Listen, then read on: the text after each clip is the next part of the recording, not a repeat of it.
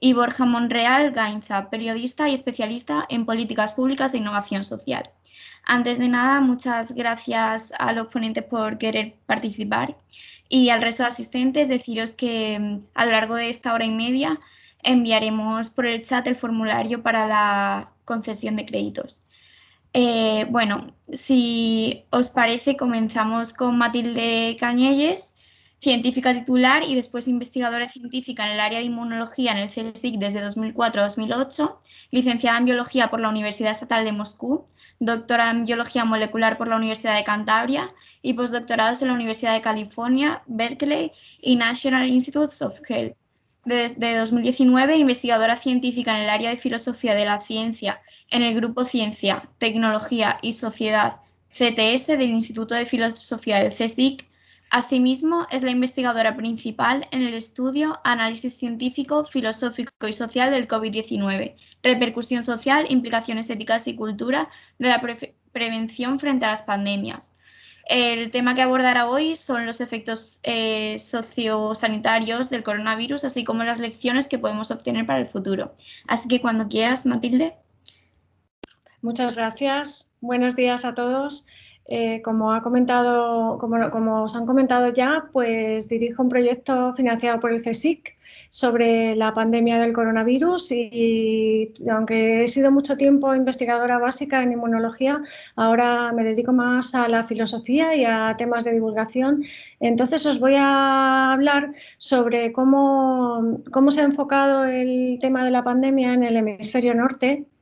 Y me voy a centrar sobre todo en el aspecto de políticas sanitarias y cómo han interaccionado estas políticas sanitarias con la sociedad, cómo la ha recibido la sociedad y cómo ha ido la interacción en las dos direcciones.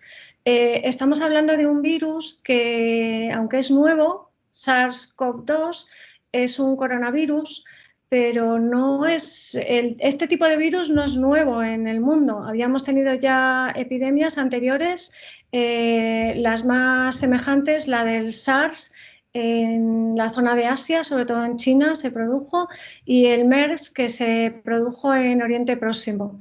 Este nuevo virus es muy semejante, es un virus respiratorio y de nuevo ha comenzado en Asia, concretamente en China.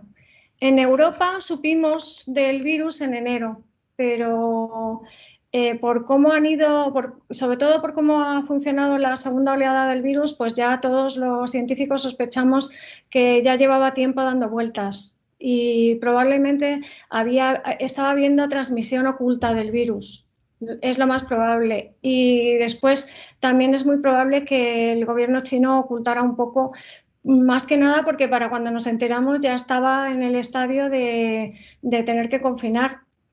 Entonces, claro, muy rápido el virus saltó a Europa, empezando por Italia, donde produjo un efecto muy parecido al que habían pasado por China, y después vino a España. Y después de aquí, pues ya se expandió a todas partes.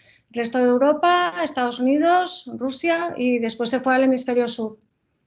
Yo quería hablaros sobre las etapas que se han producido a nivel de percepción de la pandemia por parte de los gobiernos.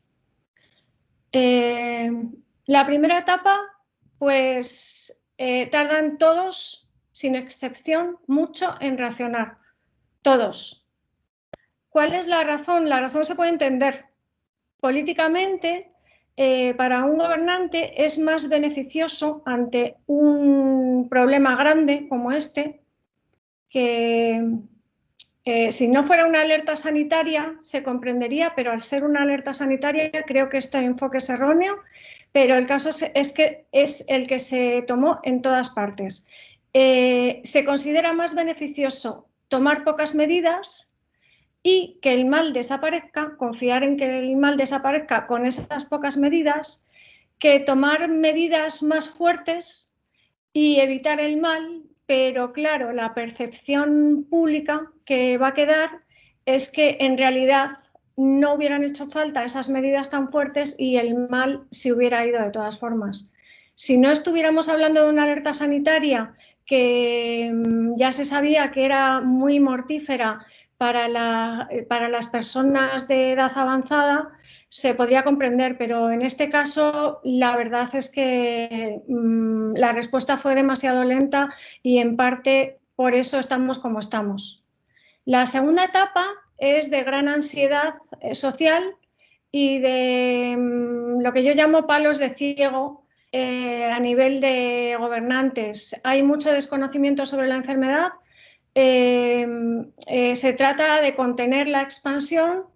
Se toman medidas, a veces se toma una medida, luego se quita, luego se vuelve a tomar. En general sí hay algo común, que es confinamientos, procurar asegurar la distancia social, restricción de viajes. Eso es bastante general en todo el hemisferio norte.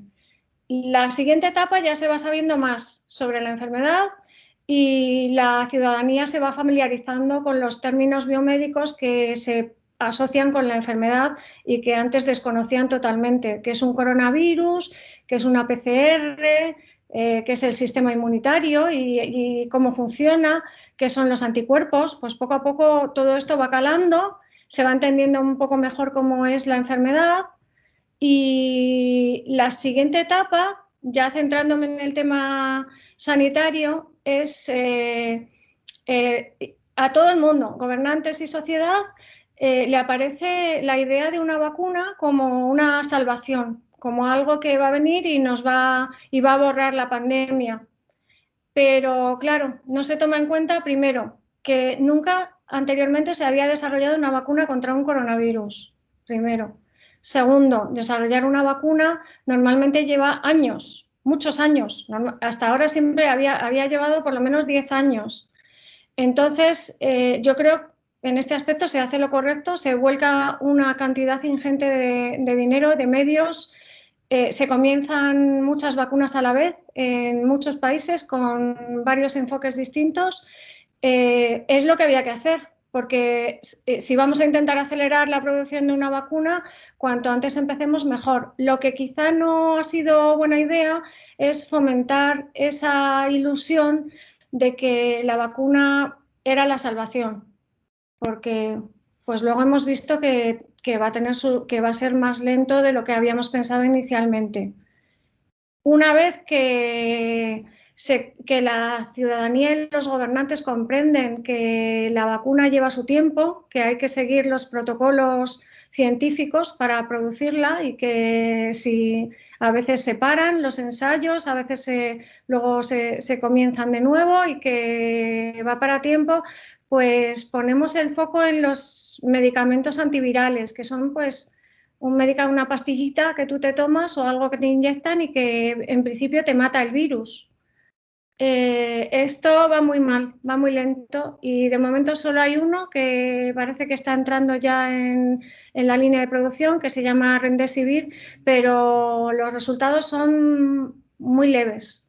Parece que alarga un poco el tiempo, baja un poco la mortalidad, pero realmente no es la bala mágica, como le llaman los americanos. Ahora ya que hemos visto que las vacunas van para largo, los antivirales parece que también. Bueno, pues están apareciendo otros métodos bastante prometedores, que son las terapias a base de anticuerpos que reconocen al virus. Anticuerpos sintéticos, hay dos tipos, anticuerpos sintéticos, también suero de pacientes que han pasado el virus y entonces ellos en el suero pues tienen estos anticuerpos.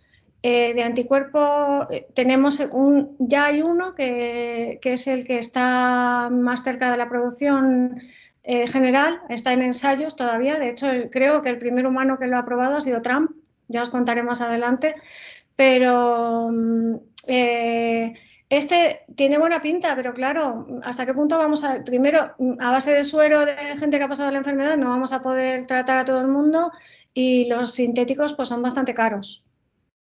O sea que ahora estamos en el estadio en que estamos esperando que esto pase pronto y sabemos que ninguna de las vías que se están tomando a nivel sanitario va a ser la solución absoluta, probablemente sea una combinación de todas la que acabe con la pandemia.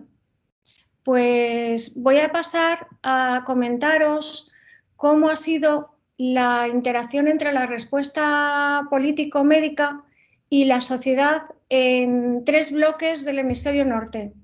Me voy a centrar en Asia, Europa y Rusia y Estados Unidos. Ya os comentaré por qué he juntado a Rusia y a Estados Unidos. Vamos a comenzar por los países asiáticos. La respuesta político-sanitaria, como ya os he comentado anteriormente, al principio fue lenta y se piensa que ocultando, lo cual ha sido muy malo para el resto del mundo porque se ha dejado salir de madre el tema. Después sí que se enfocó de una manera mucho más fuerte, se tuvo una respuesta masiva, confinamientos muy estrictos en China, test masivos a toda la población, no han escatimado en recursos a la hora de saber quién tenía el virus y quién no lo tenía, trazado de contactos muy meticuloso, control de las llegadas de fuera del país, a todo el que llegaba se le tenía controlado, primero se le hacía un test, se tenía controlado que no se moviera y hasta que no se aseguraba que no había traído el coronavirus no le dejaban salir. Y también comienza el desarrollo de vacunas en China, que tienen varias, y de hecho en China ya están en fase 3 de los ensayos clínicos, que la fase 3 es la última, es la que suele implicar a por lo menos decenas de miles de personas. En Estados Unidos se suele marcar unas 60.000 personas. En China lo que están haciendo es ponerle la vacuna a voluntarios, entre comillas, que son todos empleados públicos y militares, y se piensa que probablemente muchos más de 60.000, y no sabemos cómo de transparentes están siendo en el aspecto de parar los ensayos cuando aparece alguna enfermedad en algún participante, o la verdad es que no se sabe mucho. Los chinos sí han publicado bastante abiertamente los ensayos en animales, pero lo que es los ensayos en personas los están llevando un poco, no con toda la transparencia que esperaría uno para poder sacar conclusiones y colaborar a nivel internacional. ¿Vale? A nivel social, el impacto de las medidas que se han tomado en Asia ha sido más bajo. Principalmente porque ya estaban familiarizados con este tipo de virus respiratorios. Y entonces, pues entra el tema cultural. La mascarilla para ellos era muy normal. De hecho, en Occidente pues ya estábamos acostumbrados a ver grupos de turistas asiáticos que llevaban mascarilla. Entonces a ellos pues pasar de no mascarilla a llevar mascarilla no les ha costado tanto como nos ha costado en Occidente. También han llevado muy bien el tema de rebajar los encuentros sociales y de hacerlos con cuidado. Algo que caracteriza quizá la respuesta que ha habido en Asia es que ellos no han confiado tanto en soluciones rápidas externas, llámese vacunas antivirales o tratamientos con anticuerpos. Sí están intentando desarrollarlos, pero ellos se han centrado más en las medidas de contención de la enfermedad. Vamos a pasar a Europa. A nivel político-médico, lo que caracteriza la respuesta es que a los gobiernos les ha costado un montón comprender la magnitud de lo que estaba pasando, de que esto era una crisis sanitaria muy grave, de que iba a haber muchos muertos. Y cuando ven que aparece en China, pues todos se quedan ahí sentados mirando la televisión y pensando que aquí no va a llegar, como pasó con el SARS o con el MERS. Pero el caso es que sí llega, y la respuesta cuando llega también es lenta, se ofrece muy poca información médica, los ciudadanos entran en pánico, hay mucha ansiedad, la gente no sabe cómo enterarse de realmente sobre todo los aspectos médicos de la enfermedad. La gente acude a las redes sociales, donde, claro, la información que hay en redes sociales pues no siempre es de fiar. Se está muy atento, se centra mucho la atención tanto de los medios como del ciudadano en las vacunas y en los tratamientos y menos en el trazado y en el control de entradas de gente que viene del extranjero, un poquito opuesto a lo que pasa en Asia.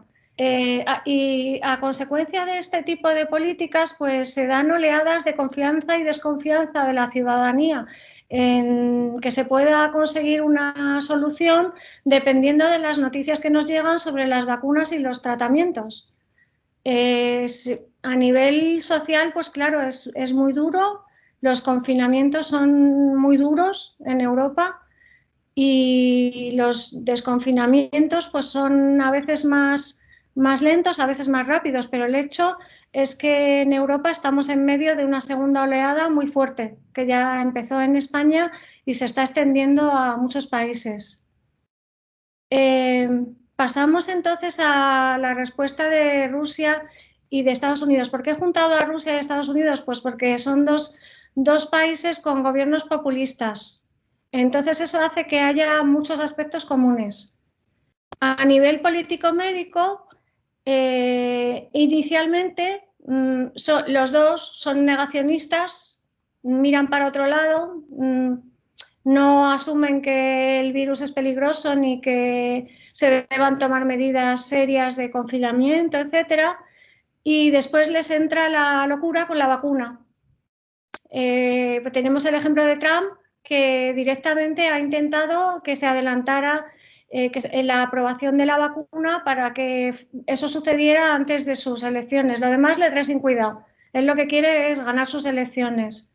En Rusia, por ejemplo, pues en Rusia han desarrollado una vacuna que es una mezcla de adenovirus, de un tipo de vacunas que se está desarrollando tanto en China como en Estados Unidos y están vacunando ya, que se sepa, masivamente. No sabemos si en forma de ensayos clínicos, no se sabe si lo están haciendo vía voluntariado o simplemente le ponen la vacuna a todo el mundo y ya está y no puede decir nada, pero el caso es que no...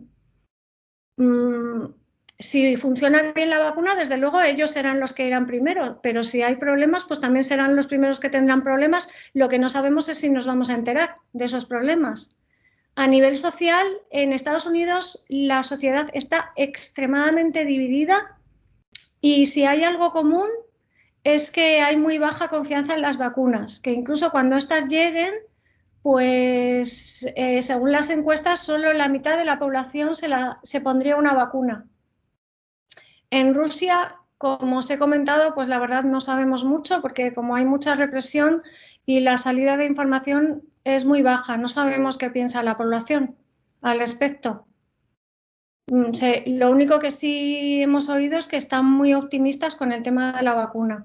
Esperemos que les funcione bien.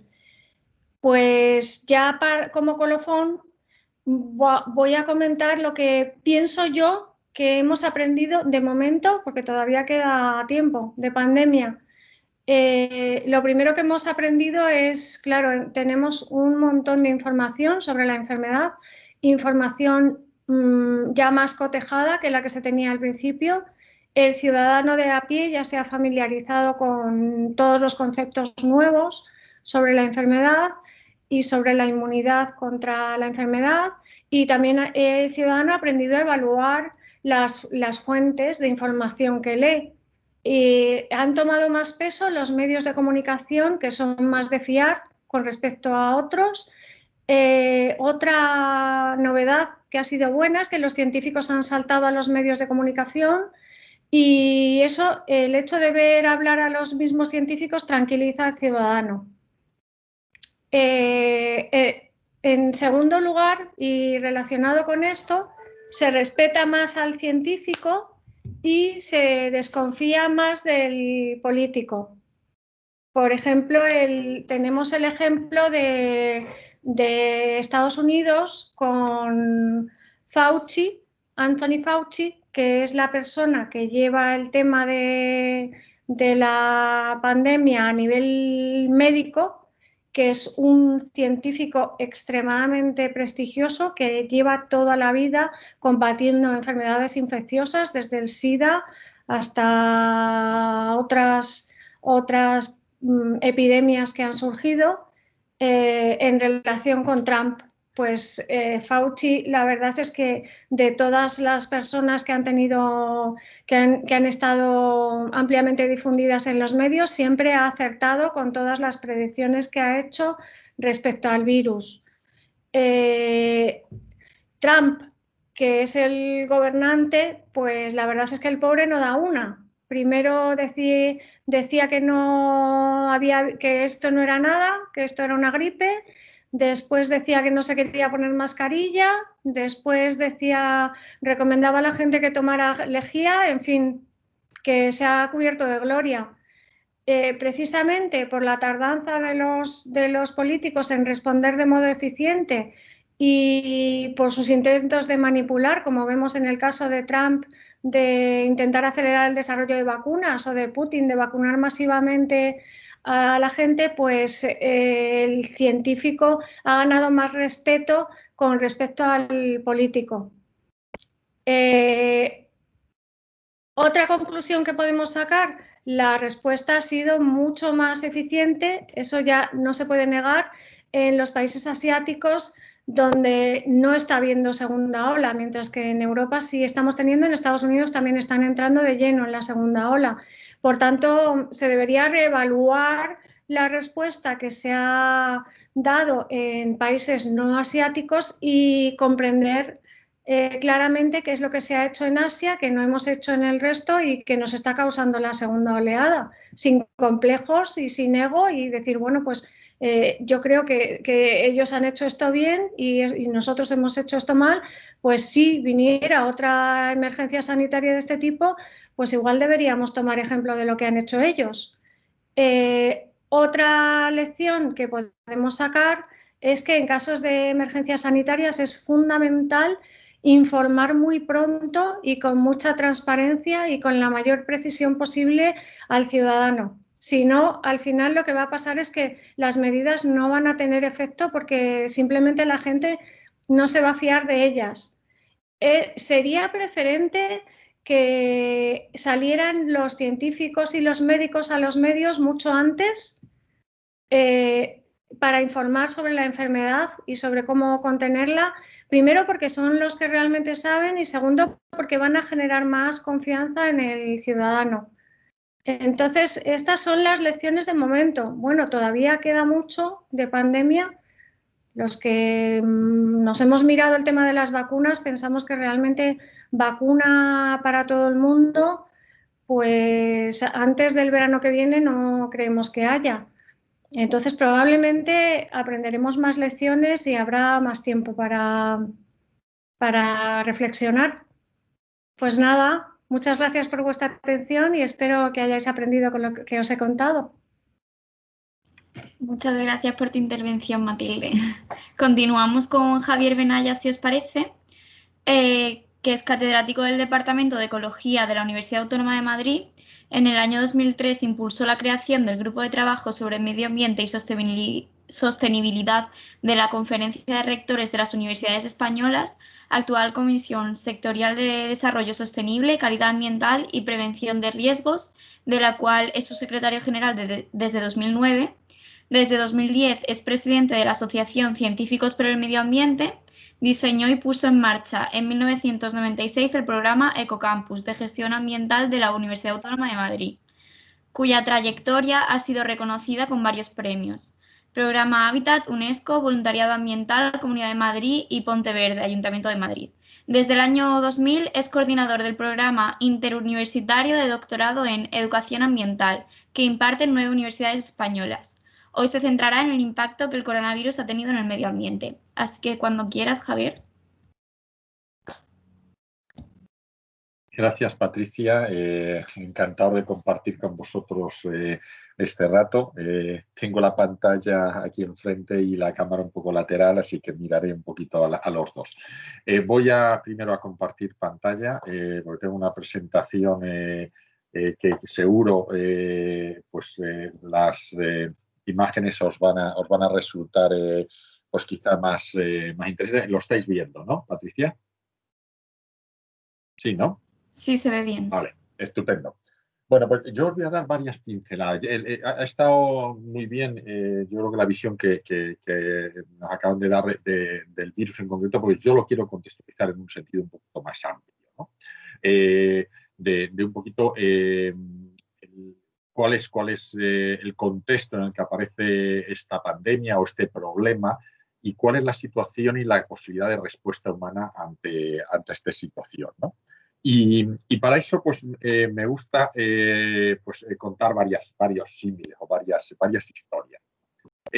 Probablemente muchos de vosotros estéis compartiendo casa, que a lo mejor tenéis un piso que estáis compartiendo entre varios estudiantes. No creo que lo tengáis como en esta fotografía, pero sí que os quería decir un poquito ese sitio en el cual en principio entráis a vivir en una casa personas que nos conocéis y que inicialmente os lleváis bien, pero poco a poco las relaciones se empiezan a deteriorar, la casa empieza a tener problemas, empieza a tener goteras, nadie quiere arreglar las goteras, nadie se encarga de limpiar las partes comunes, todo el mundo se mete en su habitación y cuida de su habitación, ¿no? ¿Qué es lo que ocurre? Porque obviamente los problemas cada vez van aumentando, porque la parte común nadie la cuida. Empiezan a aparecer goteras, empiezan a aparecer inundaciones, empiezan a aparecer cucarachas, empiezan a aparecer ratas, es decir, que al final la casa se deteriora de una forma progresiva y se hace un lugar invivible. Bueno, pues este símil que os acabo de contar es la situación en la que tenemos la vida.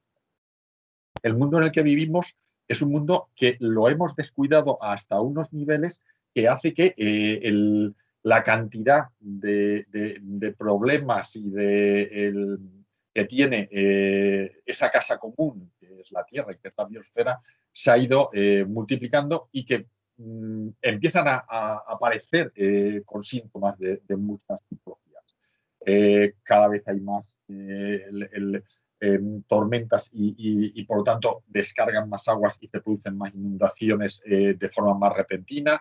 Y el virus que estamos planteando, pues realmente es uno de los síntomas más. Es uno de los elementos que nos está poniendo de manifiesto que el trato que estamos dando a nuestros ecosistemas no es el más adecuado.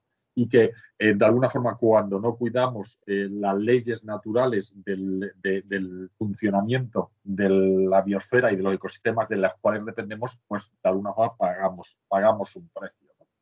Y bueno, este es otro ejemplo, es decir, podríamos poner muchos ejemplos. Voy a ir hablando más muchos son que os voy a poner son sacados de las noticias, es decir, que continuamente el estado de gravedad. Nosotros ya no tenemos una enfermedad leve, es decir, estamos ya en la UCI, es decir, en muchos de los problemas a los cuales estamos abordando. Y verdaderamente, pues es importante que primero conocerlos y saber cómo lo hacemos frente.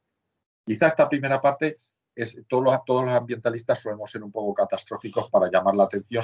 Si ya no estáis sensibilizados sobre este tema, lo que os voy a contar espero que os sirva. Luego vendrá la parte de soluciones. No me gusta ser muy negativo en mis intervenciones, sino mandar mensajes muy claros y muy.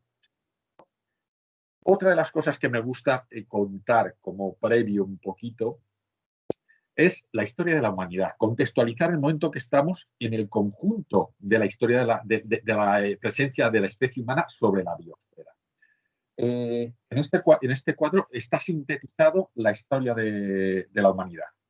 Durante unas generaciones, la vida que tiene una persona desde que nace hasta que bueno, pues en la historia de la humanidad, 50.000 generaciones, durante 50.000 generaciones, fuimos una especie animal más, éramos cazadores-recolectores. ¿Qué significa eso? Que durante esas 50.000 generaciones la especie humana vivía de lo que cazaba o de lo que cogía de frutas o lo que cogía de su entorno próximo.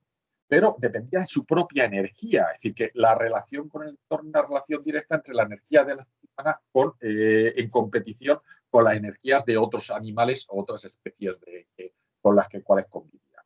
Pero 50.000 generaciones. Cuando el hombre empezó a explotar el entorno a través de la agricultura o a través de la ganadería, es decir, empezó a utilizar energía de otros animales en beneficio propio, ya empezó a alterar de una forma más importante el entorno en el cual se desarrollaba. Obviamente pudo crecer la cantidad de personas y esta época o esta etapa fueron 400 generaciones, de 50.000, 400 generaciones. Y la etapa en la cual la especie humana ha empezado a utilizar energías fósiles o energías exosomáticas, es decir, que no son propiamente de los animales, sino que las utilizamos de fuera, solamente son 8 o 10 generaciones. Es decir, que la parte en la cual tenemos energía para que nosotros poder transformar el mundo que nos rodea, pues comparar las tres etapas, 50.000, 400 y 8 generaciones. Pero voy a ir un poquito más. Yo nací en el año 58. Es decir, que este año he cumplido 62 años. Bueno, antes una generación probablemente tenía una experiencia de vida de 30 o 50 años. Ahora tenemos 80, 90, casi 50 años. Ahora mismo sabéis los habitantes que tenemos sobre la Tierra. Si tuviéramos intervenimiento, os lo preguntaría, os lo digo yo. 7.500 millones aproximadamente. ¿Sabéis cuántos millones de habitantes cuando yo nací? ¿Podéis hacer una estimación? Un tercio, la mitad, un cuarto. Es decir, que vosotros imagináis de estas 50.408 generaciones, en mi generación, ¿cuánta gente vivía cuando yo nací? ¿Tenéis hecho un cálculo? Pues eran algo más de 2.500 millones. Si ahora vivimos 7.500 y cuando yo nací eran 2.500, nos hemos más que duplicado en una sola generación. Esto es increíble. De esas 50.408 generaciones, en una sola nos hemos más que duplicado. Dicen que ahora mismo hay más gente sobre la Tierra que todos los que han muerto en toda la historia de la humanidad. Quizá eso es un poco exagerado, pero es muy representativo para ver el impacto que tiene la especie humana sobre la vida.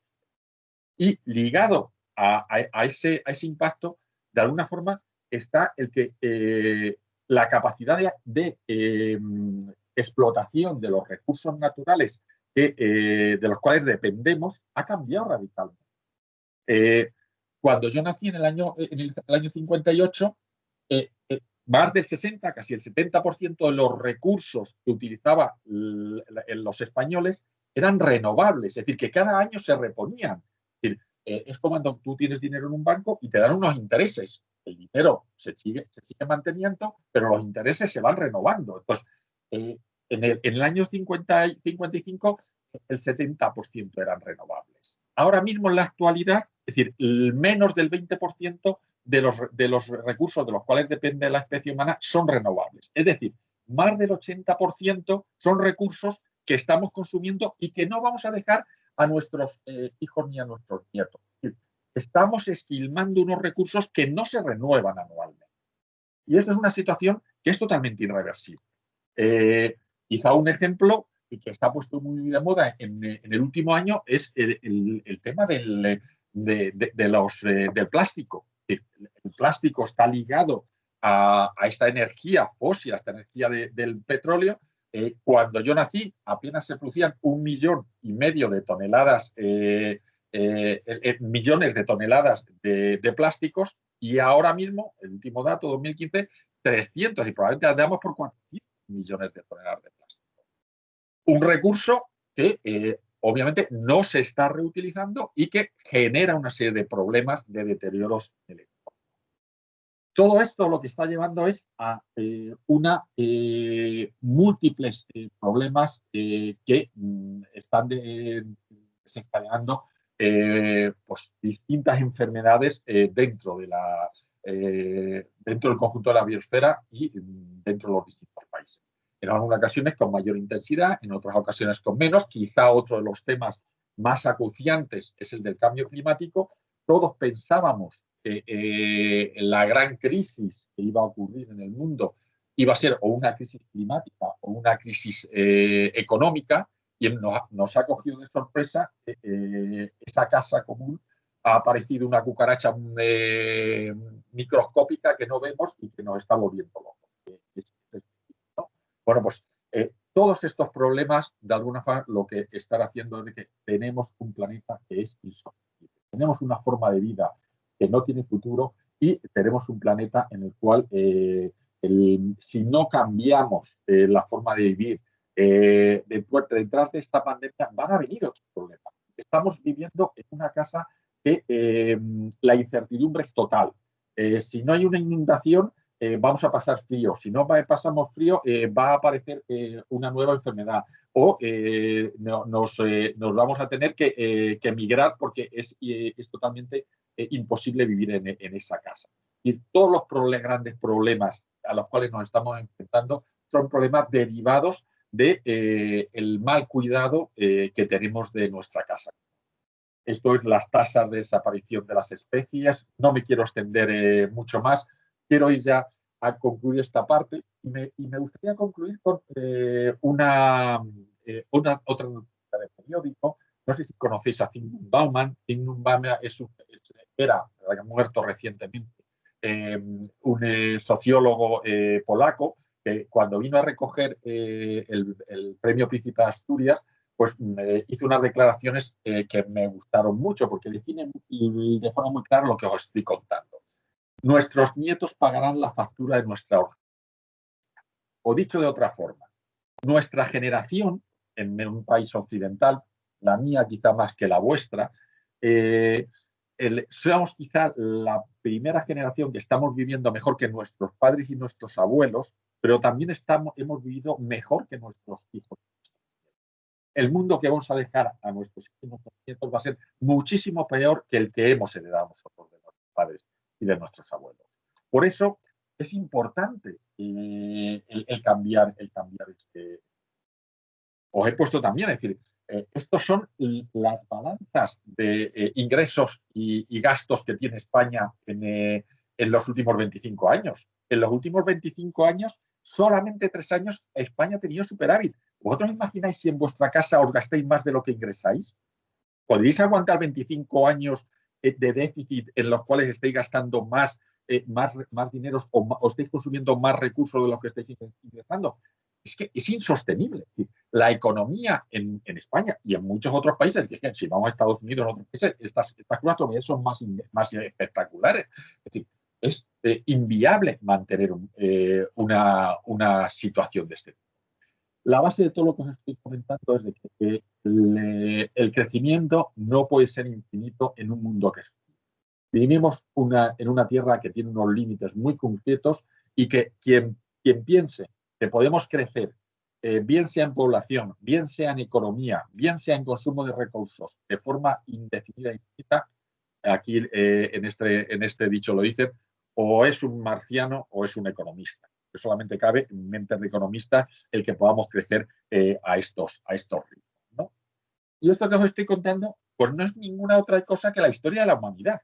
Todas las grandes de las civilizaciones del Mediterráneo han tenido su época de crecimiento, su época de apogeo y auge y su época de decrecimiento. La sociedad occidental y el mundo en el sistema socioeconómico que vivimos está agotado, que ya vamos de caída. ¿Cuándo no vamos a pegar el batacazo y cuándo va a surgir otra sociedad diferente? Pues no lo sabemos. Pues yo pensaba que yo no lo iba a vivir y que lo iban a vivir mis hijos, pues ahora cada vez creo que eso se está acercando y que este nuevo escenario cada vez va a estar más cercano y lo vamos a vivir más cercano.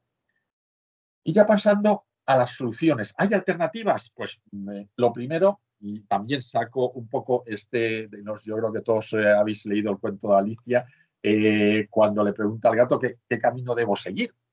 Para salir de este atolladero, para poder salir de esta casa común que cada vez es un mayor desastre, porque cada vez se enfrenta a más enfermedades y a más problemas cada vez más graves, ¿qué camino tenemos que coger?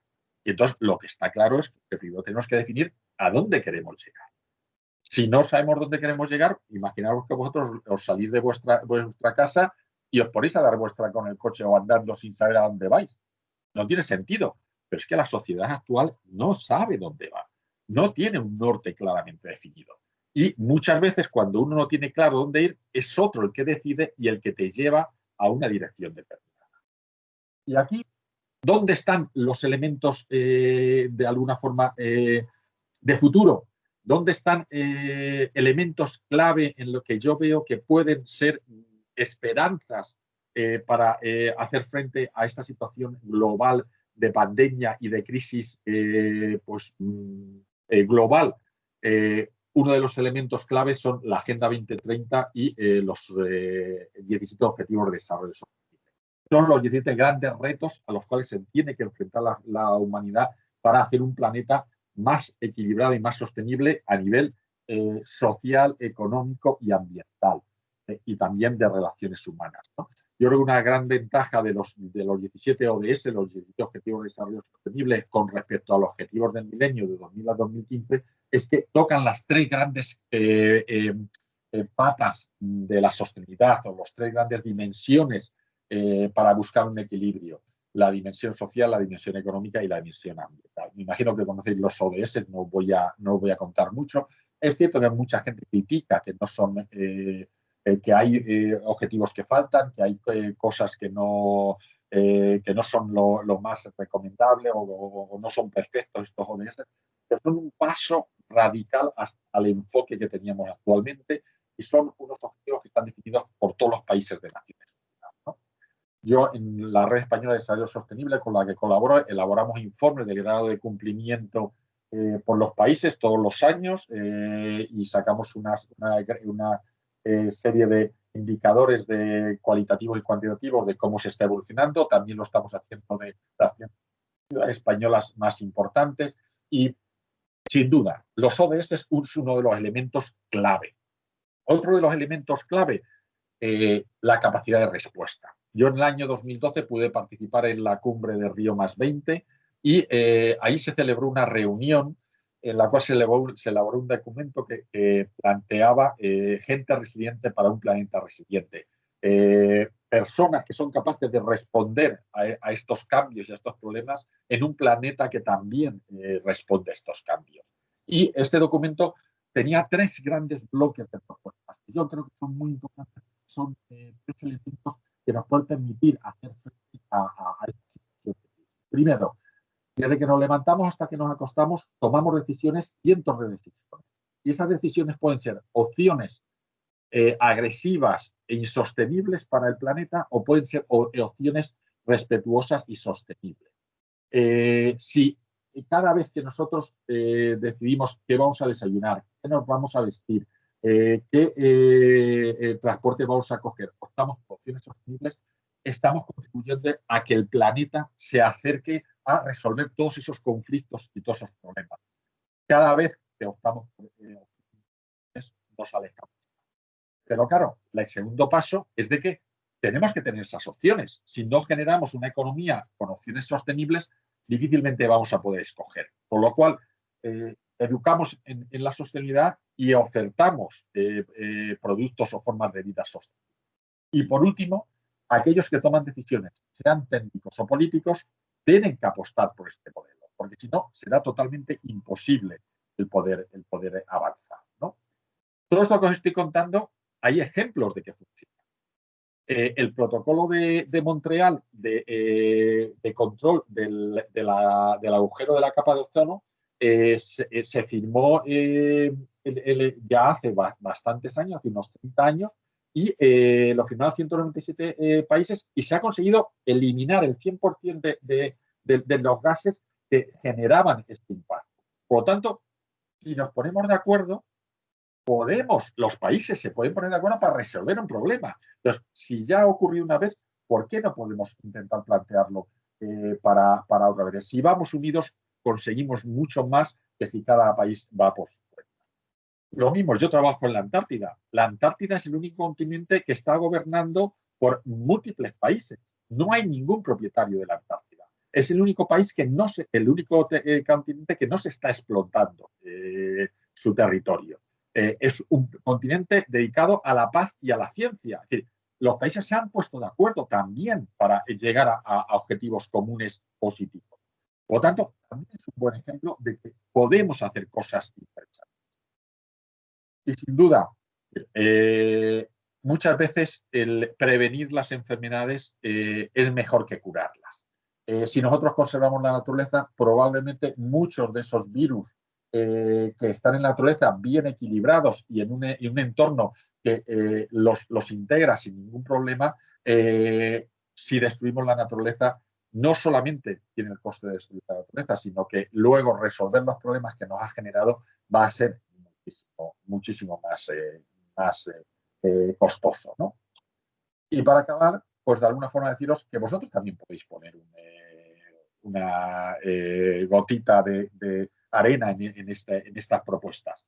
He seleccionado pues, una noticia que ha aparecido recientemente.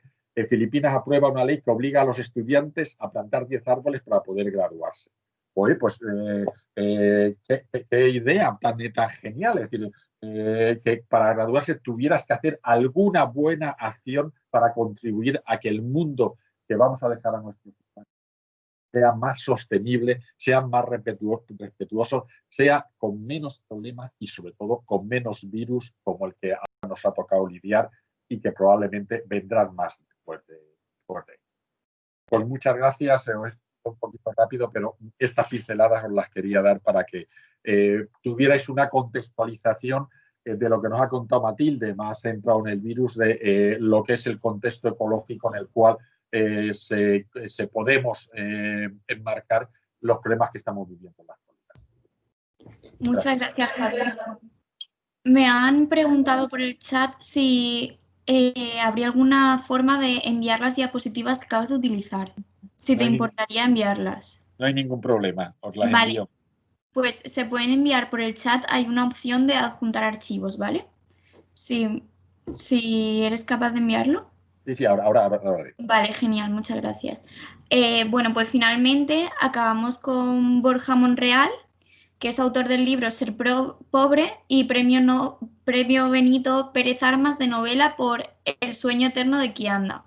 Estudió periodismo, relaciones internacionales, un MBA y un máster en globalización y empresas multinacionales. Ha trabajado como analista de mercados, delegado de una empresa multinacional y de una ONG. A lo largo de su vida ha vivido en varios países de África y viajado por todo el continente intentando entender las relaciones humanas. Fundador de la ONG Seek for Change, una organización dedicada a poner en marcha soluciones innovadoras a problemas sociales persistentes, y colaborador con varias agencias de Naciones Unidas. Su intervención tratará sobre el coronavirus fuera de las fronteras. Vale, pues nada, muchísimas gracias, Patricia. Si habéis llegado hasta aquí, después de una hora, sabréis que la situación médica, que estamos muy jodidos, ¿vale? Eso es la primera conclusión que he sacado yo con Matilde, especialmente en España, y con Javier, que se nos viene encima, o sea que ya estamos metidos dentro de una crisis ambiental terrorífica, ¿no? Pues cuando yo termine, vais a pensar que estáis de puta madre, ¿vale? Porque yo voy a intentar hablar de cómo el coronavirus ha afectado fuera de las fronteras, ¿no? Y la contradicción que existe en cómo el coronavirus, como enfermedad o como pandemia, está siendo gestionada en los países empobrecidos y, en cambio, las consecuencias que está teniendo, ¿vale? No, o sea, voy a hacer unas generalizaciones que, si luego hacemos zoom en algunos de los casos, pues veremos que igual no aplican, ¿no? Pero lo cierto es que si analizamos, por ejemplo, cuál es el impacto del coronavirus en África o en América Latina, nos daremos cuenta que la realidad lo que nos muestra es que las cifras de impacto, tanto en cuestión de contagios como en cuestión de muertos, son mucho más bajas en proporción que en el mundo desarrollado, quitando excepciones deshonrosas como quizás Brasil, que aún así tiene cifras más bajas si hacemos por porcentajes de población, o Perú, que es un caso muy concreto en el cual pues por diversas razones ha habido una afección terrible, hasta el punto de de que, bueno, una zona en la que yo estoy actualmente trabajando bastante, que es la zona de la región amazónica, se considera una de las primeras regiones que ha llegado ya a la inmunidad de rebaño. Hace poco salió publicado un informe. Y lo cierto es que hay muchas explicaciones que podrían pues, darnos algunas pistas de por qué esto ha pasado, ¿no? Por qué hay menos contagios y por qué hay menos muertos, ¿no? Lo primero que alguien diría son los datos, ¿no? Y efectivamente, no podemos ocultar que hay muchísima menos capacidad de gestionar, de acumular, de acumular datos y, por supuesto, de hacer testeos y de que los datos sean fiables, ¿no? En la mayoría de estos países. Pero lo cierto es que casi todos los modelos que se están utilizando para explicar, digamos, o extrapolar ese fallo en la toma de datos, cómo puede representarse en el número de casos, demuestran que esto no explica, ¿no? la diferente reacción. Y luego entonces tenemos muchas otras explicaciones. Una es la juventud, ¿no? Es cierto que son dos continentes con una población muchísimo más joven y eso está haciendo que las tasas de incidencia, aunque puedan ser más elevadas, quizás son mucho más asintomáticas y por consiguiente se detectan menos y luego hay muchísimos menos muertos, ¿no? De hecho, acaba de salir un informe ahora mismo que dice que en muchos lugares de Kenia están llegando ya, pues sobre todo en las zonas urbanas, hay un 40 o un 50% de infección, pero las tasas de mortalidad son muchísimo más bajas, ¿no? Entonces, esa es una explicación, pero eso tampoco nos explica todo. Y hay una última explicación. Bueno, entre otras, hay una también de haberse generado anticuerpos debido a unas vacunas que se dan, por ejemplo, en África por la tuberculosis. Hay una serie de... Pero hay otra explicación que es que se haya gestionado bien, que no entra en nuestras cabezas, ¿no? Parece que si decimos que en América Latina o en África se ha gestionado bien una pandemia, pues es completamente contraintuitivo. Pero la mayoría de los expertos apuntan en que, especialmente en el continente africano, ha habido una gestión bastante temprana, también con gobiernos muy habituados a lidiar con pandemias de otro tipo, ¿vale? Y que la buena gestión pues, ha tenido por lo menos algo que decir en cómo se ha expandido la pandemia. Pero lo cierto es que los efectos de la pandemia en estos dos continentes se expanden mucho más allá de las cifras sanitarias, ¿vale? Si hacemos caso de las últimas cifras, por ejemplo, publicadas por el Banco Mundial, pues nos daremos cuenta de que hay más o menos, se calcula que va a haber unas 500 millones de personas que van a entrar en la pobreza a partir de la pandemia, de los cuales 130 millones entran en pobreza extrema. Pobreza extrema, para que os hagáis la idea, es 1,9 dólares día en paridad de poder adquisitivo. Y es un indicador que nos ha servido siempre para, básicamente, limpiarnos el culo en Occidente, porque es un indicador que incluso el que generó el propio indicador renunció a él como un indicador, como un indicador válido para incluso definir la pobreza, ¿vale? De hecho, si nos vamos a los últimos informes del Banco Mundial, que intenta retractarse sobre ese pobre optimismo que está generalizado en los últimos 20 años, que demuestra que hemos pasado de unas cifras de 1990 de 46% de pobreza extrema a un 12, un 13% ahora, en realidad, cuando subimos el umbral a unas cifras que aún así son ridículas, 5,5 dólares, estamos viendo que prácticamente la mitad de la humanidad está viviendo en situación de pobreza. Pero bueno, en cualquiera de los casos vemos un incremento brutal de las cifras de pobreza y en cuestiones de hambre, en las que yo llevo trabajando muchos años, pues se calcula que va a haber unas 130 millones de personas más que van a sufrir de desnutrición aguda. Desnutrición en total básicamente se va a doblar. Las declaraciones del director del Programa Mundial de Alimentos dice exactamente una hambruna de proporciones bíblicas, ¿vale? Esa es la descripción que han hecho de lo que se viene encima, ¿no? Y entonces tenemos esta contradicción, ¿no? La contradicción entre que en realidad el impacto de la pandemia sanitariamente parece por el momento, veremos lo que pasa, que está siendo mucho más reducido que en los países occidentales o que en los países ricos, pero en cambio los impactos socioeconómicos van a ser muchísimo mayores, ¿no?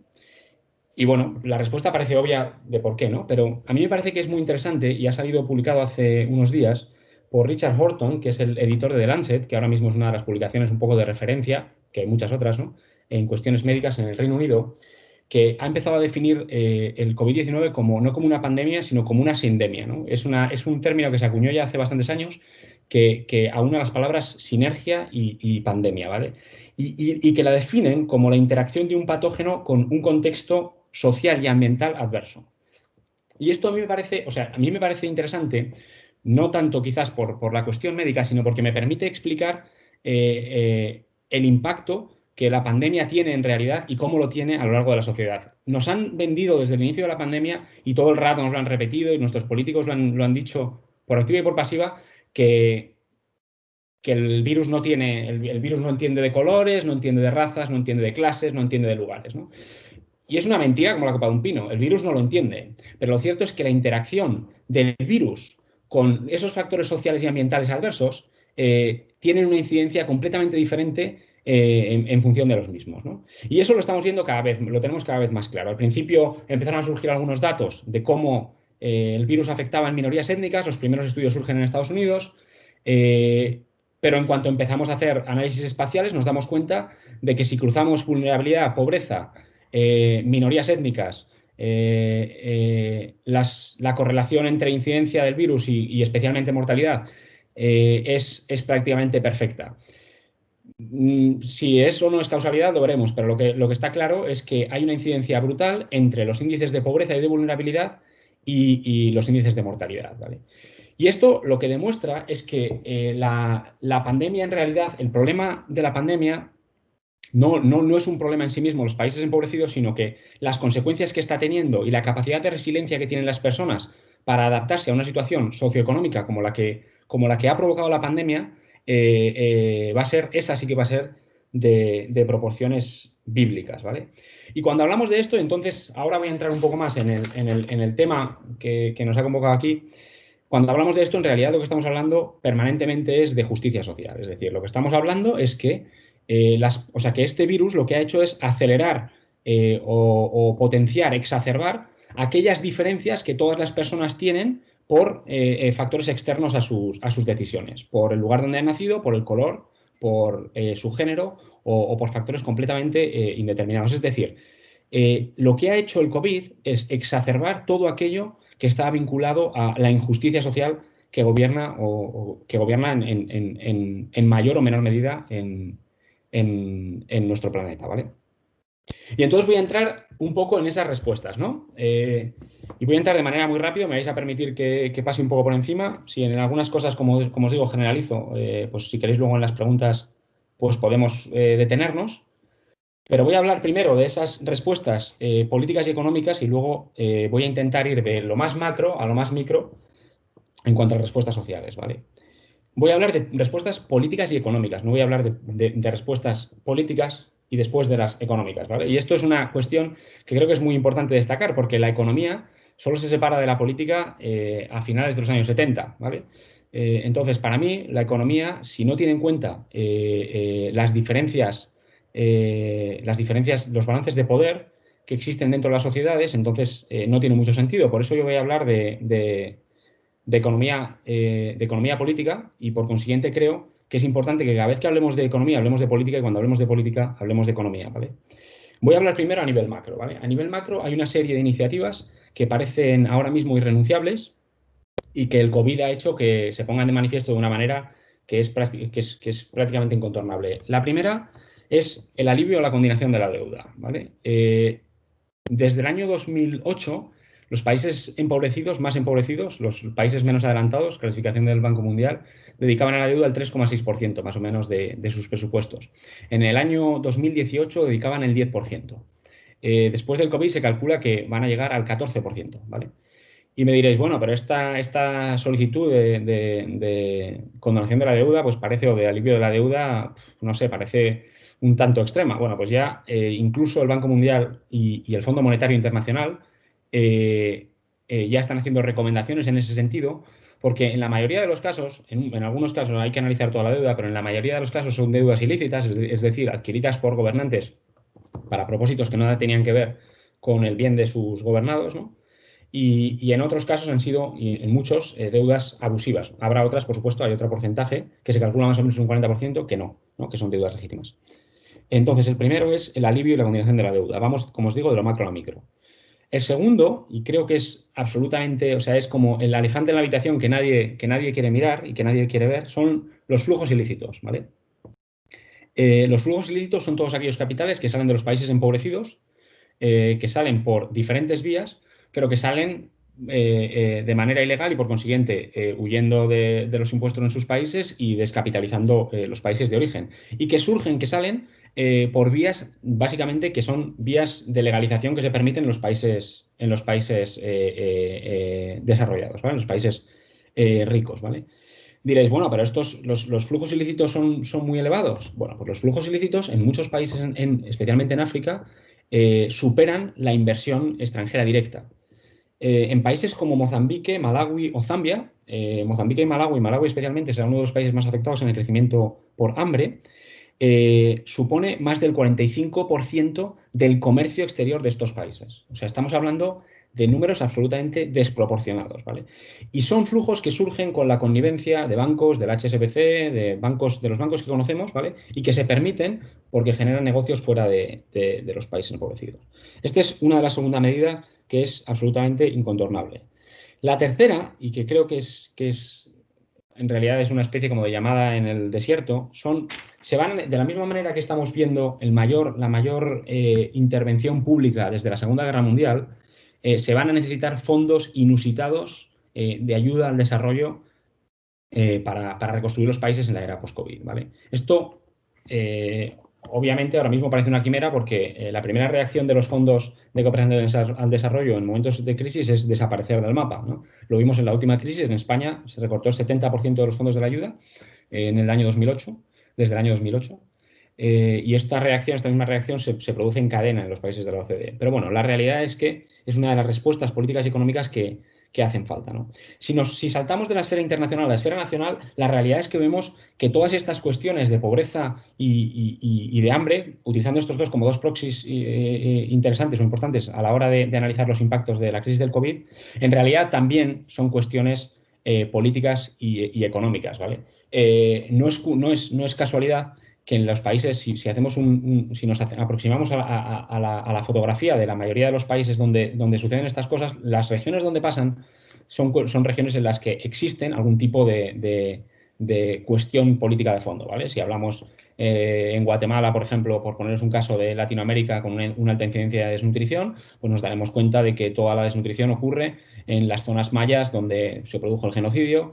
Nos daremos cuenta de que existen unos balances de poder, que hay una desproporción en la apropiación de la tierra, en el uso de recursos, en el uso de agua. Es decir, hay razones políticas que están detrás de todas estas, o sea, de por qué y cómo crecen o decrecen las desigualdades en determinadas regiones. Y os digo esto porque creo que es muy importante, cada vez que todo el rato hablamos de lo que tiene que hacer el panorama internacional, también tenemos que hablar de lo que hay que hacer a nivel nacional, ¿vale? Porque podemos caer en esa especie como de zona de confort, de decir, bueno, el que lo tiene que hacer todo, la culpa es de los países ricos, pero no, la culpa es de los países ricos, pero también lo es de los países pobres, ¿no? Entonces hay un plano político y económico que tendríamos que analizar a nivel de cada uno de los países, pero que obviamente, o sea, en una situación de COVID lo que estamos viendo es que, de hecho, todas las agendas políticas de desigualdad en la mayoría de los países donde esto se produce están desapareciendo de la agenda, ¿no? Es decir, se está utilizando el entorno COVID para llevar adelante agendas que perjudican claramente el desarrollo económico y social y la reducción de la desigualdad, ¿vale?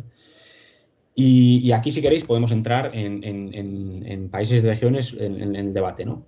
Pero os quería hablar, y para darle un toque ya de más de luz de todo esto que os he dicho, de las respuestas sociales, y lo voy a hacer a nivel micro, ¿vale? A nivel social, lo que se está viendo en estos países que está sucediendo a raíz del coronavirus es una respuesta brutal por parte de todos los actores, y no voy a decir solo de comunidades locales, que estaban interviniendo en procesos de desarrollo, ¿vale? O de codesarrollo, ¿vale? ¿Y por qué? Porque de repente el COVID ha cambiado completamente las normas del juego, ha impuesto unas normas muy complejas de intervención en todos los lugares, en las que en las zonas donde había limitada capacidad de acceso de los servicios públicos o del Estado, las comunidades se han visto obligadas a tomar el liderazgo en muchísimas cuestiones, desde salud pública a desarrollo económico, a cualquier otro tipo de esferas.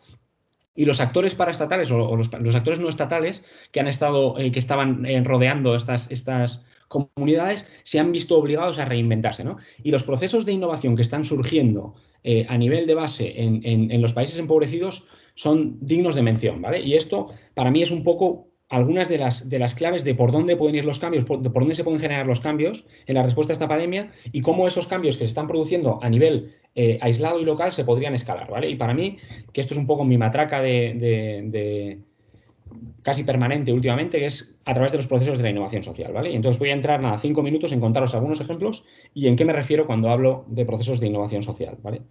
Bueno, procesos de innovación social se consideran cualquier respuesta innovadora, no necesariamente tecnológica, que dé respuesta a un problema social persistente de una manera diferente, ¿vale? Pero yo creo que hay que tener en cuenta dos cosas importantes. Cuando hablamos de innovación vinculado a la innovación social, hablamos de innovaciones que tienen necesariamente que tener en cuenta el concepto de justicia social, es decir, que están destinadas a reducir las asimetrías que las personas tienen desde su origen, ¿vale? Desde el punto de nacimiento. Es decir, si una innovación no contribuye a eso, entonces no es una innovación. Porque claro, alguien me podría decir que Codere y la casa de apuestas es innovador, porque efectivamente, interesante también que se acaban de llevar el Nobel las personas que han trabajado mucho en este ámbito, hay una innovación brutal, logarítmica, en cómo funcionan todos los sistemas de apuestas, ¿vale? Pero desde el punto de vista de innovación social, eso no es una innovación. Es decir, si contribuye a la alienación de las personas, no es innovación. Y lo más importante es la cuestión social. En innovación social, el social tiene dos componentes. Social en sus fines, es decir, en lo que pretende hacer, y social en sus medios, es decir, en cómo lo pretende hacer, en los procesos que se adoptan para llegar a esas soluciones, ¿vale? Y generalmente son procesos de colaboración público-privada, de colaboración entre actores y de procesos de participación. Son procesos muy lentos, procesos muy complejos, pero que te llevan por caminos y a respuestas muy interesantes, ¿no? Y bueno, ejemplos de las cosas que están pasando. Yo os voy a poner ejemplos muy pequeños, pero de cosas que nos están ocurriendo a nosotros en Seek4Change, que somos una ONG que nos dedicamos concretamente a esto y a cuestiones de tecnología, ¿vale? Nosotros teníamos una plataforma de envío de información para temas de apoyo a productores, a pequeños productores en regiones aisladas, enviándoles información sobre clima, información sobre prácticas climáticas, información sobre diversas cosas sobre mercado. Y cuando arrancó el proceso del COVID, de repente vimos que era una herramienta muy útil para llevarla a otros ámbitos, ¿no?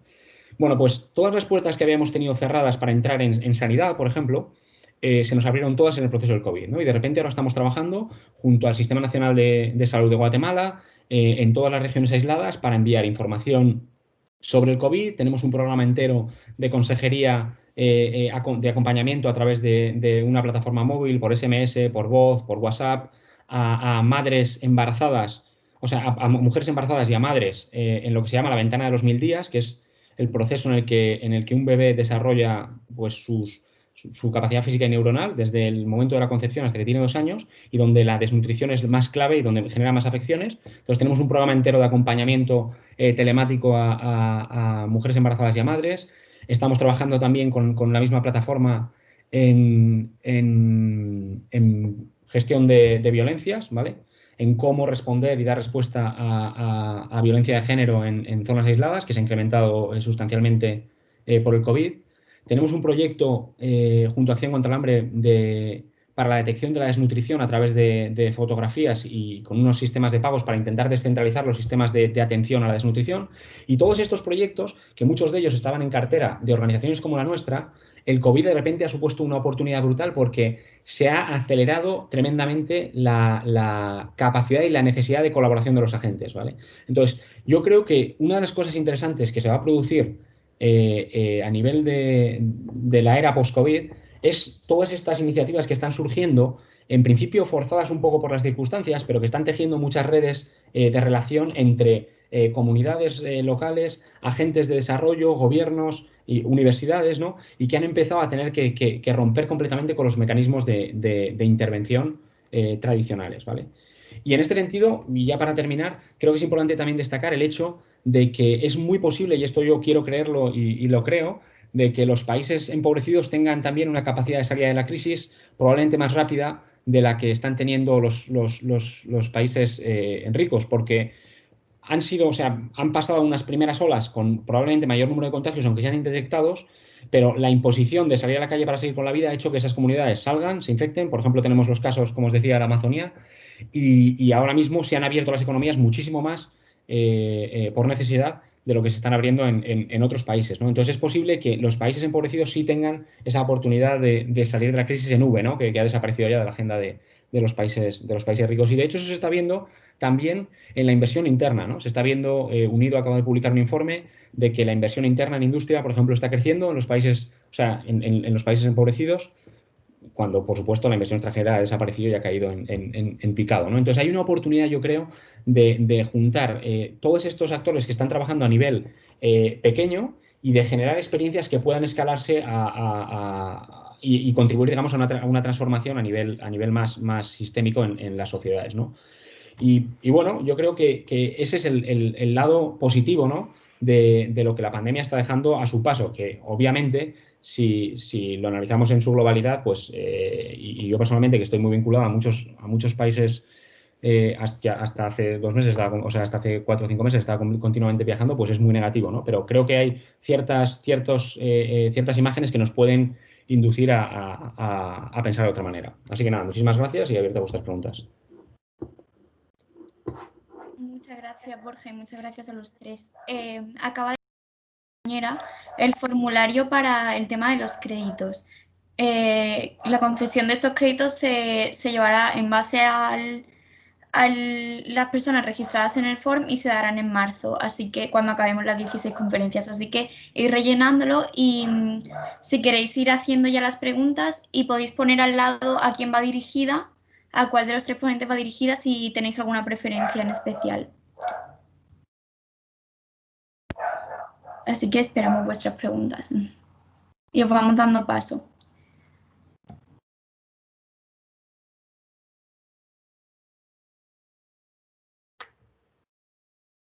Vale. Borja ha comentado que el virus no entiende de razas, color, etc. Sin embargo, salió un informe que ponía en relieve que el índice de hospitalización entre hispanos y afroamericanos en Estados Unidos era bastante más superior. ¿A qué se debe esto? No sé si Borja o Matilde me pueden responder. No sé, yo por alusiones yo exactamente digo lo contrario. Es decir, el virus no entiende de razas en el sentido de que obviamente el virus infecta, ¿no? Y no mira a quién infecta, pero la realidad es que la incidencia y las condiciones sociales que rodean a razas, a ciertas razas, a ciertos colectivos sociales, a ciertas clases, hacen que el impacto de ese virus sea completamente desproporcionado en ciertos colectivos, ¿vale? Entonces, y esto se debe a factores lo estamos viendo en Madrid, es decir, ¿por qué se confinaron hace 2 semanas los barrios del sur de Madrid? Pues porque hay más hacinamiento, o sea, muchos de los trabajadores, hay un informe ahora que ha salido también sobre cómo los trabajadores de las personas con menores ingresos pues están más activos, pues estamos hablando o sea, en mayores condiciones de precariedad, están teniendo más contacto con el virus. O sea, hay muchas razones socioeconómicas que explican que eso esté pasando. Incluso si nos vamos, por ejemplo, a países empobrecidos, el caso, por ejemplo, del mercado informal es una respuesta clara. Es decir, en la mayoría de los países empobrecidos, los mercados informales no se han parado durante la pandemia. Es decir, se han multiplicado. Y si nosotros, por ejemplo, cogemos Perú, que tiene los niveles de incidencia más altos de toda América Latina, y cogemos el barrio de Miraflores, en la capital, que es un barrio eminentemente blanco y rico, la incidencia es bajísima comparado con las zonas de la periferia de la ciudad, ¿no? Lo mismo, hay un análisis también sobre Colombia. Es decir, el virus no entiende de razas, pero lo que sí entiende de razas son las condiciones sociales que propician que ese virus tenga un impacto u otro, ¿no? Y eso yo creo que es clave, porque o afrontamos las soluciones teniendo en cuenta que el virus es una pequeña parte de un problema muchísimo más global, o la realidad es que podemos, y esto nos está pasando mucho, podemos enfocarnos en frenar, digamos, únicamente las condiciones sanitarias de ese virus, pero la realidad es que las consecuencias socioeconómicas que están teniendo en los países empobrecidos trascienden y mucho a los muertos.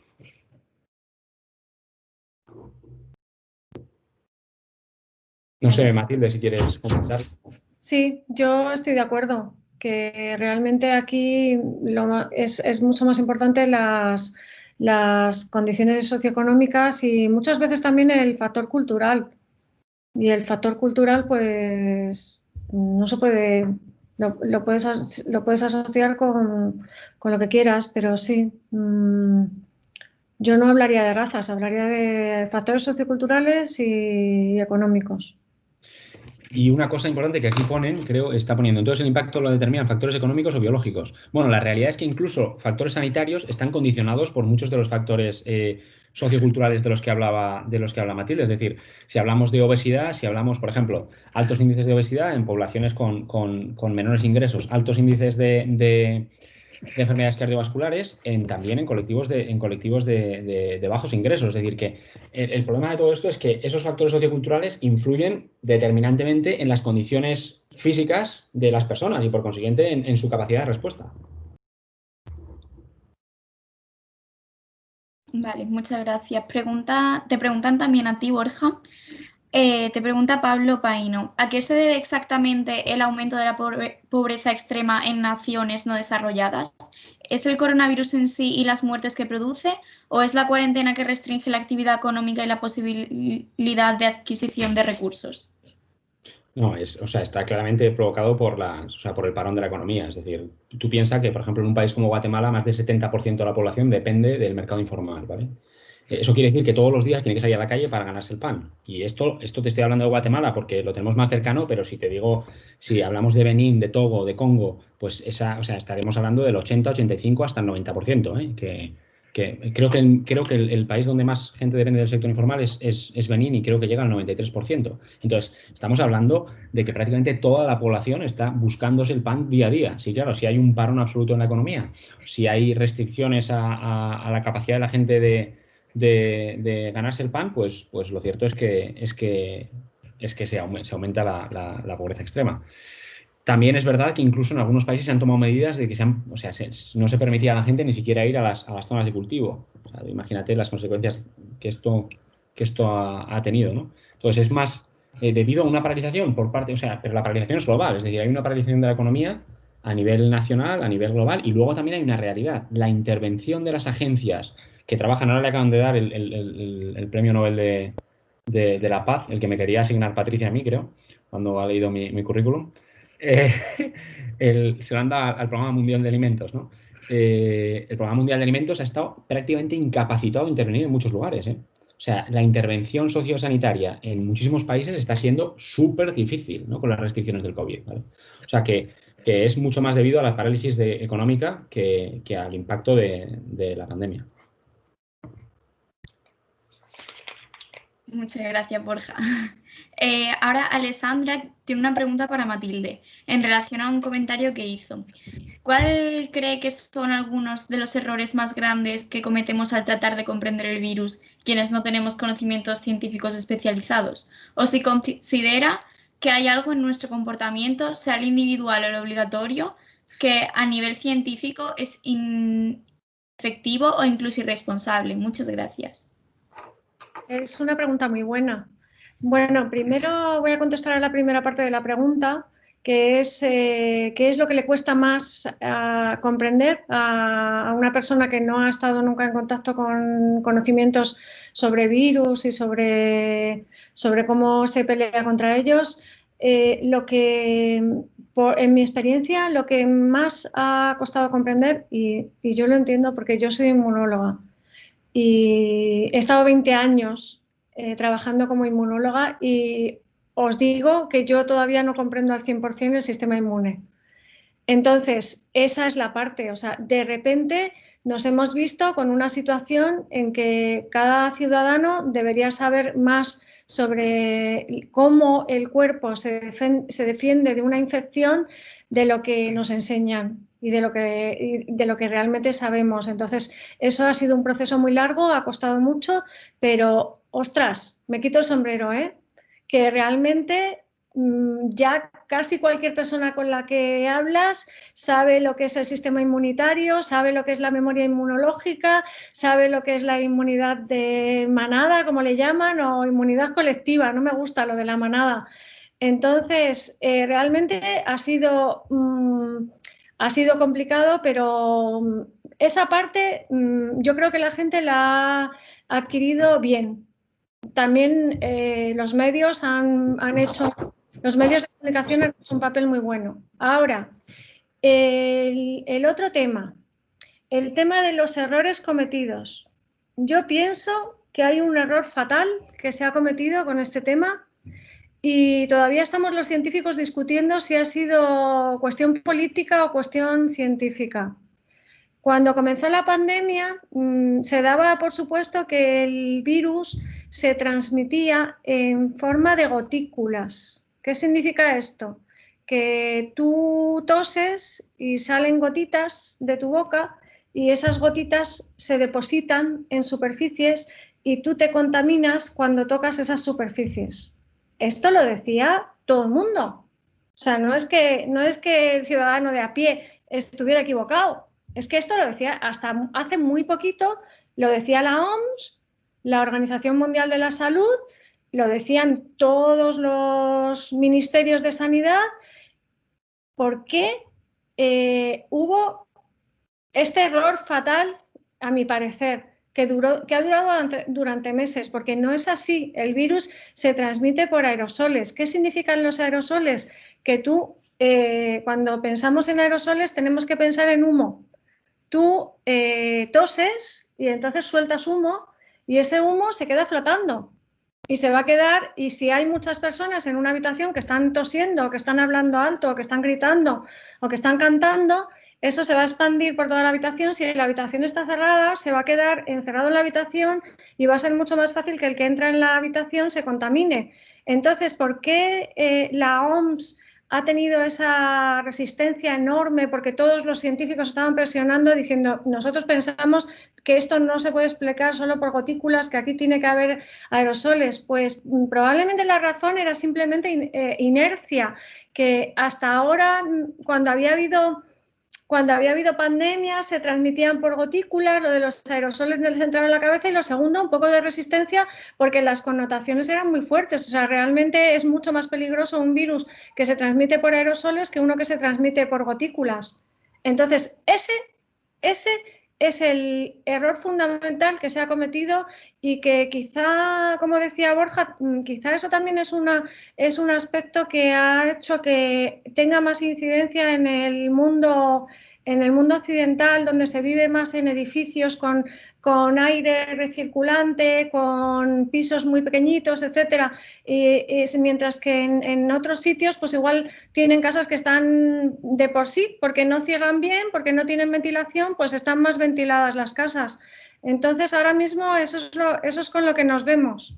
Ese es, a mi parecer, el error fundamental que ha hecho que se extienda mucho más el virus, que la contención haya funcionado peor, y no entiendo por qué la OMS ha reconocido solo hace 2 semanas que el virus se transmite por aerosoles, la verdad. Gracias, Matilde. Ahora hay una pregunta para Javier. En el contexto de pandemia y la Agenda 2030, ¿qué prima más, la seguridad sanitaria o la seguridad económica? Bueno, no sé si esto es un deseo o una realidad de la pregunta. Es decir, está claro que el equilibrio de la sostenibilidad es un equilibrio en el cual lo social, lo económico y lo ambiental tienen que ir de la mano. Si nosotros insistimos mucho en lo social y olvidamos lo ambiental y lo económico, vamos mal, y viceversa. A mí me gustó mucho Manos Unidas, una mesa redonda que estuve, el presidente de Manos Unidas, que es una ONG internacional de la Iglesia Católica y que siempre ha primado proyectos para atacar la pobreza. El que ya se plantean de que no pueden atacar la pobreza si no resuelven los problemas ambientales del entorno de pobreza en los cuales actúan. Es decir, ya ONGs clásicas que consideran que los grandes problemas sociales eran los más importantes ya incluyen la dimensión ambiental. Y en lo que me estás planteando es igual, es decir, no podemos, tenemos que buscar un equilibrio que siempre es difícil, por eso las decisiones están siendo complicadas, porque buscar un equilibrio en intentar resolver el problema sanitario sin generar más problema económico es un contrasentido en el cual las decisiones no son fáciles, ¿no? Pero también si no atacas el problema de forma directa, luego la repercusión económica tendrá una trayectoria muchísimo más larga, ¿no? Yo creo que cuando abordamos estos problemas hay que hacerlo en una visión global y en un sentido lo más integral posible. Vale, muchas gracias. Pues si os parece, hacemos la última pregunta, que no va dirigida a ninguno en concreto, así que contestáis el que queráis. En el ámbito nacional español, ¿cómo puede afectar la crisis de la COVID en relación al proceso de despoblación? ¿Qué medidas deberían ser implementadas en este campo? No sé, yo voy a responder, pero solo porque me hace gracia. O sea, yo vivo en el pueblo, en una zona rural. Me volví de África para irme a una zona rural. Entonces, yo creo que el único afecto que puede tener es que hemos estado mucho mejor en las zonas rurales que en las zonas urbanas y que seguimos pasando la epidemia. O sea, el nivel de calidad de vida que estamos teniendo, los que estamos en zonas rurales frente a los que están en zonas urbanas, yo creo que es tremendo. O sea, que si algún efecto puede tener, yo creo que puede ser positivo para revalorizar todos aquellos valores de lo rural, ¿no? En vez de ver las limitaciones, ¿no? Que ahora es una cosa curiosa como yo veo cómo viene mucha gente a la zona rural, ¿no? Estos neorurales, ¿no? Ahora salió un libro que me hizo mucha gracia, que os lo recomiendo, un hipster en la España vacía, de Daniel Gascón, que es ese modelo de gente que busca la ruralidad, en la ruralidad tener lo mismo que la urbanidad, ¿no? Pero es que no es así. La ruralidad tiene otras cosas y tiene limitaciones, pero tiene cosas fantásticas, como por ejemplo todos los confinamientos como lo hemos vivido, los espacios abiertos, tu contacto permanente con la naturaleza. Yo creo que, vamos, si va a afectar en algo va a ser de manera positiva. Y por complementar una cosa que decía Javier, que me ha parecido muy interesante, yo creo que una de las claves de un error en marco político, o sea, en cómo se han encarado las políticas públicas y cómo se han contado a la gente, ha sido esa dicotomía inexistente entre salud y economía. Todo el rato nos han dicho, no, es que primas salud o primas economía. Y salía Casado y le decía a Sánchez, no, tú es que primas la salud, o sea, tú estás dejando de lado la economía. Y tú no, La realidad es que no existe esa dicotomía. La realidad es que hay una realidad y es que solo se puede controlar o controlar la pandemia. En el momento en el que la pandemia se descontrola, hoy se ha hecho una publicación, de hecho, que con el aumento de los contagios hay un descenso de la provisión de crecimiento. Entonces, si tú primas la economía, la realidad es que el aumento de contagios se dispara y por consiguiente la afección que va a tener la economía va a ser mucho mayor en fases posteriores. Entonces, esa dicotomía es inexistente. Nos la han hecho creer como creyendo que es un falso dilema, ¿no? ¿Y por qué se hace eso? Se hace propositadamente para que la gente nos encajemos en una casilla política y entonces digamos, no, hay que hacer esto o esto. Pero no, es que no hay que hacer esto ni esto, hay que hacer las dos. Obviamente, tenemos que conseguir que la gente sobreviva económicamente, pero eso solo se hace si se controla la pandemia. Y eso yo creo que es un hecho importante, ¿no? O sea, que hay que tener en cuenta de que hay que jugar con los dos, ese equilibrio que decía Javier, ¿no? Que yo creo que es clave no caer en esos falsos dilemas en los cuales ya directamente te encasillas si estás en un lado o estás en el otro, ¿no?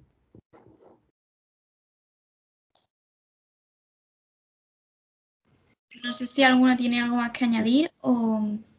Sí, no, yo en la misma línea de lo que dice Borja, es decir, yo en varias familias y mi hija directamente pues se han ido a vivir de Madrid y se han ido a vivir a un pueblo en Segovia, es decir que yo que vivo en Soto del Real estamos viendo como mucha gente se está asentando, están arreglando casas que eran de sus padres para vivir en Soto del Real. Yo creo que esto es un efecto que puede ser engañoso, que puede ser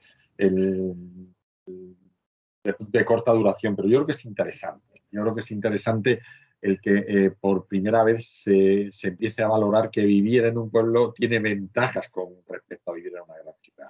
Y que yo hace ya unos años hicimos un trabajo de investigación sobre la España vaciada, en el cual planteábamos 3 modelos de desarrollo a ver cuál de alguna forma tenía un efecto en fijar población en las zonas rurales e incrementar PIB, incrementar riqueza. Entonces, el modelo de las estaciones de esquí, que tiene un impacto muy pequeño territorialmente, incrementa PIB y fija población. Un modelo cultural como es el Camino de Santiago, en todos los pueblos de menos de 5.000 habitantes que atraviesa, es curioso que genera riqueza, incrementa PIB, pero no fija población. La población se sigue perdiendo, porque los que tienen los negocios siguen viviendo en las grandes ciudades. Y la creación de espacios naturales justo tiene un efecto contrario. fija población y no incrementa PIB. Es decir, tener una calidad ambiental alta hace que la gente sea más feliz o disfrute más del entorno, aunque no tenga un nivel económico alto. Y con eso os estoy contando porque frente a las ventajas que tiene la ciudad de diversidad cultural, de opciones de trabajo, ahora mucha gente está trabajando en la distancia sin ningún inconveniente y puedes vivir en un sitio y tener el trabajo en otro. Yo creo que estamos descubriendo que podemos tener mayor calidad de vida sin vivir en una ciudad todos hacinados. Y espero que de esto quede algo en el futuro y que la gente que se ha ido a vivir a los pueblos lo encuentren, que realmente es una alternativa muy interesante y podamos. Yo quería añadir desde el punto de vista biológico cómo se ve esto. Tenemos que ser conscientes que los virus han estado siempre ahí, han estado antes que nosotros, ahí y siempre están al acecho. Entonces, reflexionando sobre el tema, yo creo que no es casualidad que se suele dar cada siglo una gran pandemia y es que nos confiamos, es que adquirimos hábitos que no nos benefician en el aspecto de los virus y como ellos están ahí al acecho, pues se van a aprovechar. Entonces, en ese aspecto, quizás sí los cambios que está habiendo sean duraderos, porque es que si volvemos otra vez, pues vendrá otra pandemia. Entonces, vamos a tener que adquirir ciertos hábitos de no estar tan apelotonados, de vivir en sitios donde haya aireación, etcétera. Eso se va a tener que quedar, porque si no es este, vendrá otro. Bueno, muchas gracias a los tres. Si os parece, terminamos aquí la conferencia ya que no veo ninguna otra pregunta y como ya llevamos 1 hora y media, creo que ha sido suficiente, ha sido realmente interesante. Muchas gracias, Javier, Matilde y Borja. Ha sido un placer contar con vosotros. Y al resto de asistentes, recordaros que el próximo miércoles tenemos la siguiente conferencia del ciclo de 16 conferencias de URJCMUN 2021 y apuntaros en el link de la biografía de @URJCMUN para recibir más información de las conferencias. Muchas gracias a todos. Gracias. Adiós. Gracias a vosotros. Un abrazo fuerte. Nos vemos. Un abrazo. Chao.